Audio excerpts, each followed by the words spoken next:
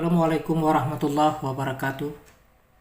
Setiap ada waktu dan kesempatan dengan Bang Ridwan selalu meluangkan waktu untuk menambah wawasan tentang hukum. Pada video yang lalu, saya menyampaikan tentang tindak pidana korupsi. Yang kita tahu, tindak pidana korupsi itu ada 30 pasal dan dikelompokkan menjadi 7 kelompok. Salah satunya pada kesempatan hari ini kita mau ambil salah satu tindak pidana korupsi yang terkait dengan suap menyuap. Kita contohkan sebuah contoh kasus suap menyuap yang terjadi di salah satu pengadilan negeri misalnya ya. Kita taruh nama si X. Si X ini adalah selaku panitera pada salah satu pengadilan negeri di Jakarta misalnya ya. Panitera ini dalam perkara penipuan dengan terdakwa si Y atau terdakwa dalam perkara penipuan tidak ditahan ya.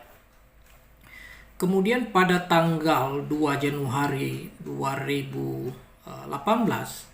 si X ini didatangin oleh si Y ya di ruangan kerjanya untuk melobi ketua majelis hakim, yaitu Hakim A yang menangani perkara tersebut agar dalam putusan persidangan si Y dinyatakan tidak terbukti bersalah dan nanti diputuskan bebas.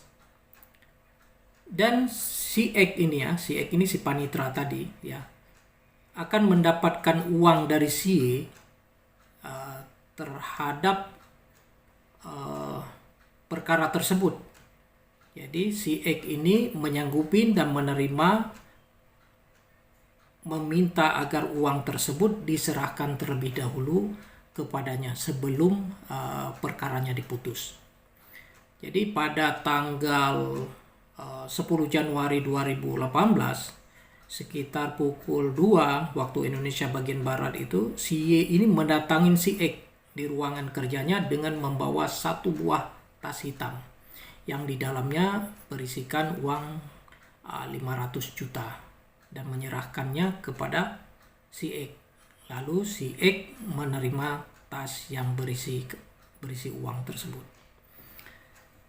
Jadi selanjutnya pada tanggal 24 Januari 2018 dalam sidang perkara penipuan dengan terdakwa Y, ternyata majelis hakimnya menyatakan terdakwa Y ini terbukti bersalah dan melakukan penipuan dan menjatuhkan hukuman pidana penjara selama 5 tahun.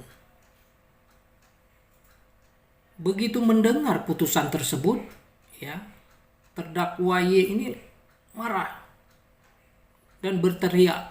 Bahkan seharusnya ia dibebaskan karena ia tidak menyerahkan uang 500 juta kepada si X tadi. Nah, atas kejadian ini, si Y ini melaporkan si X ke Polres atau di salah satu Polres dengan pengakuannya si X menyatakan telah melobi si A, ya si X tadi si panitera telah melobi Hakim A selaku ketua majelis hakim, namun hakim tidak bersedia membantunya atau tidak bersedia membantu si Y. Sedangkan uang yang 500 juta sudah habis digunakan untuk membayar hutang-hutangnya. Nah, kita lihat dari sebuah contoh kasus ini apakah masuk ke dalam pasal yang terkait dengan suap menyuap, yaitu dia masuk dalam pasal 11 Undang-Undang nomor 31 tahun 99 ya, untuk Undang-Undang nomor 20 tahun 2001 dipidanakan dengan pidana penjara paling singkat 1 tahun dan paling lama 5 tahun atau pidana denda paling banyak atau paling sedikit ya 50 juta dan paling banyak 250 juta rupiah.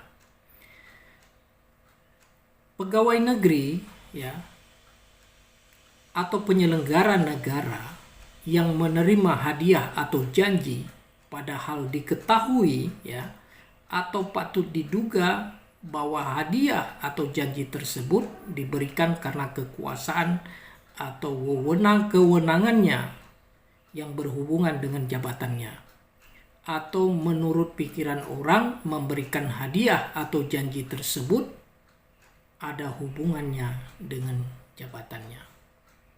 Nah, kita coba menganalisis ini ya. Kita coba menganalisis tentang kasus ini.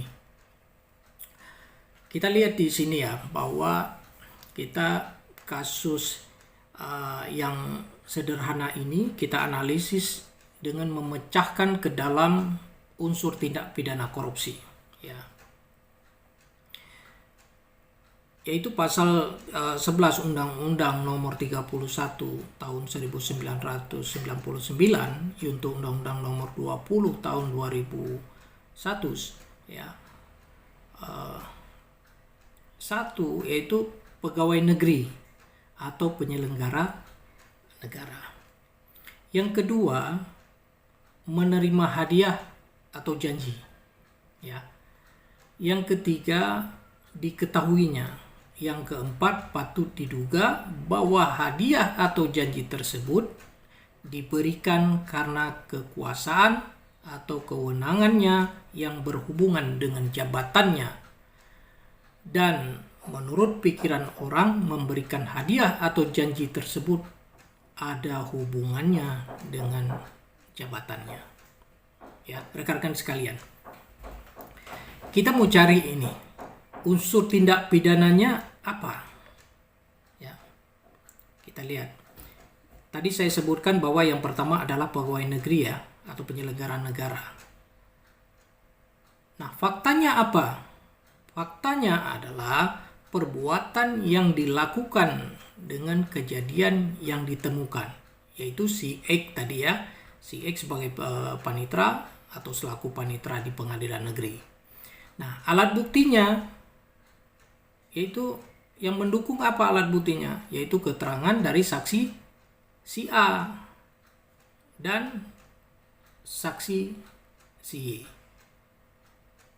Kemudian termasuk juga keterangan dari terdakwa X,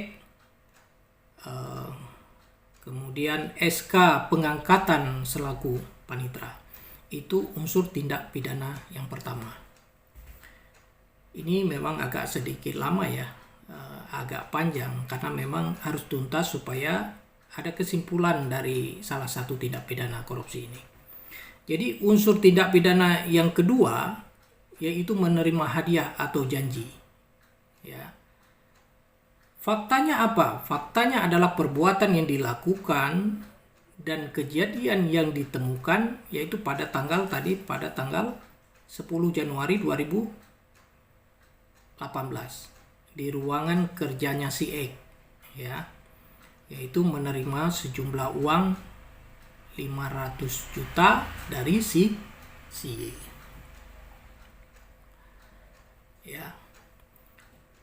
Untuk alat buktinya yang alat bukti pendukung ini yang mendukung yaitu keterangan dari saksi Y, kedua keterangan dari terdakwa X, kemudian keterangan saksi-saksi lain atau sebagian dari uang 500 juta. Kemudian unsur tindak pidana ketiga apa? Yaitu faktanya perbuatan yang dilakukan dan kejadian yang ditemukan. Yaitu tadi si E, si Y ya mengetahui. Alat buktinya yaitu yang mendukung adalah keterangan saksi dari si Y. Jadi unsur tindak pidana ya keempat yaitu patut diduga bahwa ya hadiah atau janji tersebut diberikan karena kekuasaan, kewenangannya yang berhubungan dengan jabatan menurut pikiran orang yang memberikan hadiah atau janji tersebut berhubungan dengan jabatannya. Jadi faktanya adalah perbuatan yang dilakukan ya dan kejadian yang ditemukan. Jadi rekan-rekan sekalian ya, yang ditemukan tadi apa? Yaitu 500 juta pada si X ya, selaku panitra melakukan pendekatan atau melobi hakim yang memeriksa perkara untuk memenangkan perkara tersebut. Jadi alat buktinya adalah yang mendukung adalah keterangan saksi si Y dan saksi si A. Jadi keterangan dari terdakwa X juga termasuk alat bukti dari